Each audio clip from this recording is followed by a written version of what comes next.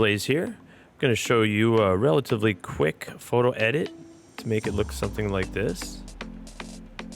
Jakob Ingebrigtsen, a world-class distance runner, and we're going to use a little bit of Pixlr, a free editing site for photography, to make something like this.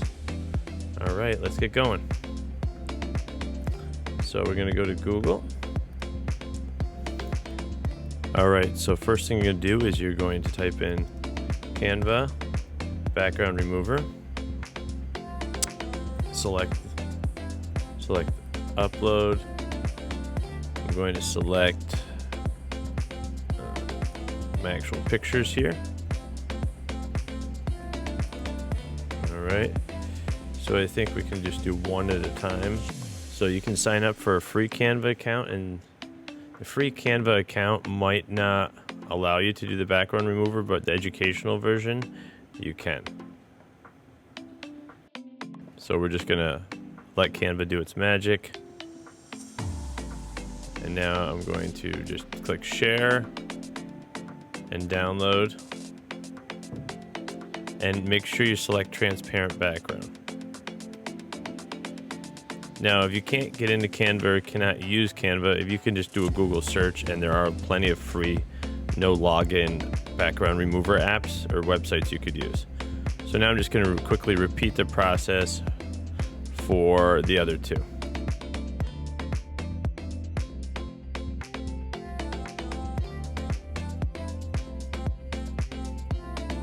All right, as you can see, it's kind of zipped here. And I'm working on a Mac, as you can see.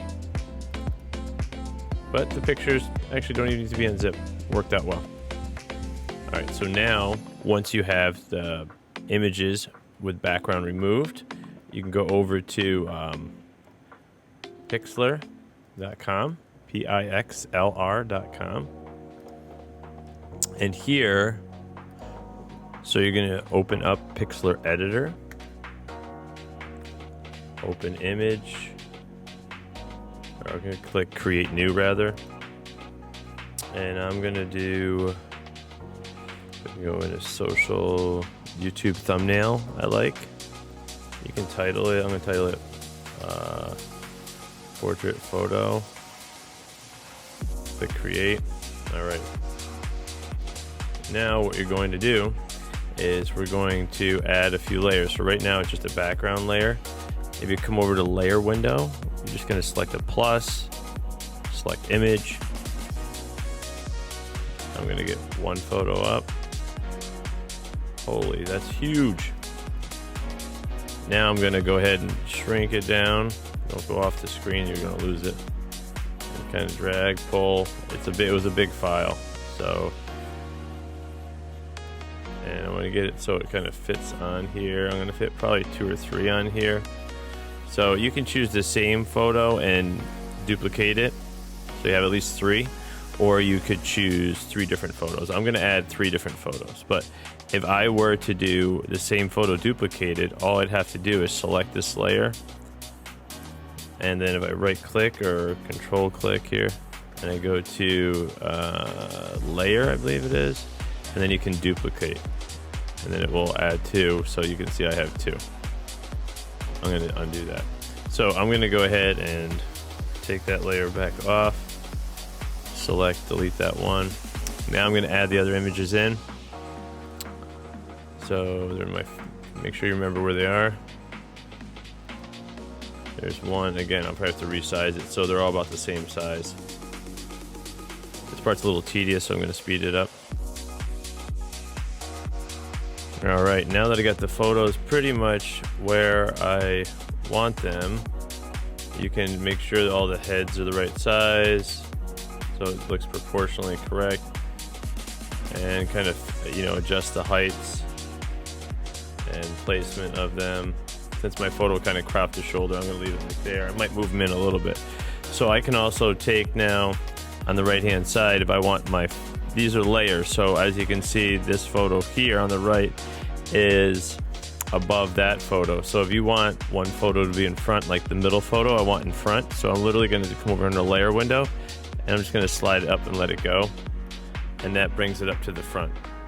So you can move layers around as easily as just holding and dragging. Now what we're going to do is we're going to select the photo, and we're going to go to adjustment, and we'll do this for each photo. We have 3 different colors. So they call this like a split RGB effect. And I'm going to go to color lookup. And I would choose like primary colors, do like a red, yellow, blue, or maybe do secondaries like orange, green, and purple.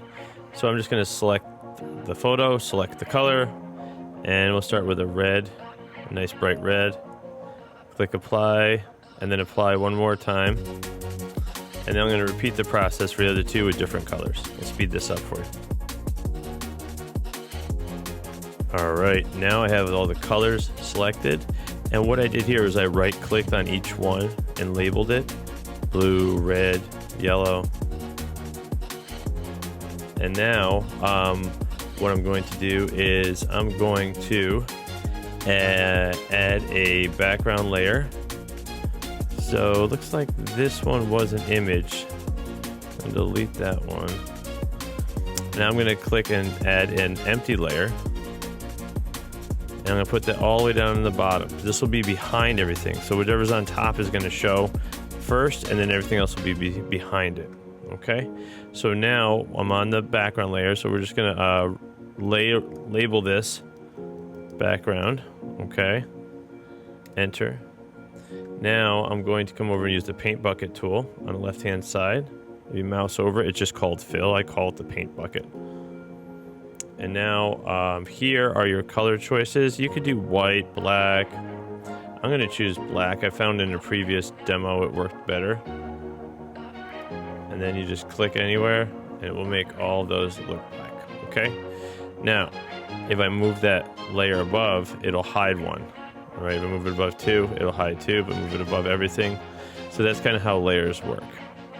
So drag it all the way down, and now you can see everything. I might make these pictures also a little bit smaller, because I want to add some text in here. So I'm going to resize them all just so I have some room above them for the text. And then we have one more effect we're going to do, and then we'll be good. All right.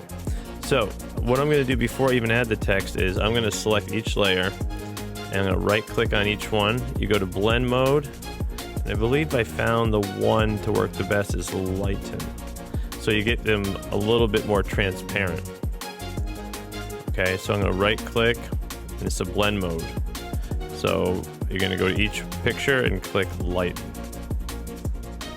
All right, so that way each one will have kind of like almost looks like a hologram sort of look. Lighten, not lighter. There's lighter. I don't know. I haven't used that one. So now they kind of all overlap. All right, and I can make sure I get the red up top, but they all kind of looks like the yellow's over the front, which is kind of interesting. But they all are looking good. And so you can move them together. I like the kind of overlap to kind of center it a little bit. Like the way that looks. Kind of has like a hologram look, like I said. And then the last thing we're going to do is we're going to add some text. So it adds a new layer. T, click anywhere. It asks, do you want a new layer? Yes, add. Of course I do. And I'm just going to put, now I'm just going to add in the text that I want. So I put that in. We want to make it like bold, like a poster title sort of thing. So with this, what we're going to do is you might get some gold options. Those are the paid versions. So you want a thick font like this, right? Like a bold poster font. So let's scroll through the ones that are free. Like that one's pretty cool. Well, that's kind of cool. I like that font. But I'm not going to choose black. It defaults to black. So I'm going to select the font. Select white. Select OK. And then you're going to come up here, and I want to make the font like that. And here. And now I want to take the font. It goes to the top layer. And you got it centered with a green line. And then I'm going to put that really far behind, although it's not going to look like it's behind. So I might have to shrink it a little bit, because when the layers are transparent like we have them. There we go. I think that looks good. You can play with a little bit more if you want. When you're all done, you click here, save, or you can go File, Save, or actually File, Export, and export as PNG, and then you are good to go.